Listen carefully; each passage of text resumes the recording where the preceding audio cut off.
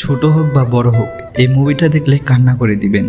হ্যাঁ ভাই সত্যি, এই মুভিতে আকারি আর তাকাকি স্কুল লাইফ অনেক ভালো বন্ধু হয়ে যায়, কিন্তু মেয়েটার মানে আকারির পরিবার অন্য জায়গায় চলে যাবে। তাই তারা প্রমিস করে চিঠি দিয়ে তারা একজন আরেকজনের সাথে কথা বলবে। এদিকে তাকাকির পরিবারও অন্য জায়গায় চলে যাবে, তাই এদের মধ্যে দূরত্ব অনেক বেশি হয়ে যাবে। তাই তারা সিদ্ধান্ত নেয় আলাদা হওয়ার আগে তারা একজন আরেকজনের সাথে দেখা করবে। তাকাকি ট্রেন দিয়ে দেখা করতে যাবে, আর তখন সে অনেক সমস্যার সম্মুখীন হয় আর একটা চিঠি সে হারিয়ে ফেলে। আর সেটা ছিল তার জীবনের সবচেয়ে বড় ভুল। সে অনেক লেট করে ফেলে আর ভাবে হয়তো আকারি চলে গেছে, কিন্তু আকারি সেখানে অপেক্ষা করে আর তারা অনেক মজা করে সেই দিন। তারপর তারা তাদের মনের কথা বলতে পারে না, আবারও তারা আলাদা হয়ে যায়। তারা হাই স্কুলে উঠে যায়, সেখানে একটি মেয়ে তাকাকিকে পছন্দ করত, কিন্তু তাকাকি তখনও আকারিকেই ভালোবাসতো। এই কথাটা সেই মেয়ে কোনোভাবে বুঝে যায় আর সে অনেক কষ্ট পায়। এদিকে তারা বড় হয়ে যায়, তাকাকি এখনো আকারিকে ভালোবাসে, সে এখনো আকারিকে ভুলতে পারেনি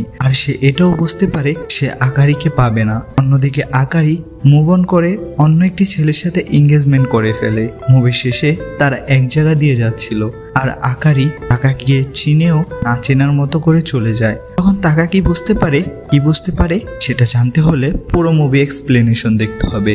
যদি পুরো মুভির এক্সপ্লেনেশন দেখতে চাও তাহলে কমেন্ট বক্সে জানিয়ে দাও, আমি তোমাদের রেসপন্স দেখে খুব তাড়াতাড়ি এর ফুল এক্সপ্লেনেশন বানিয়ে দেব।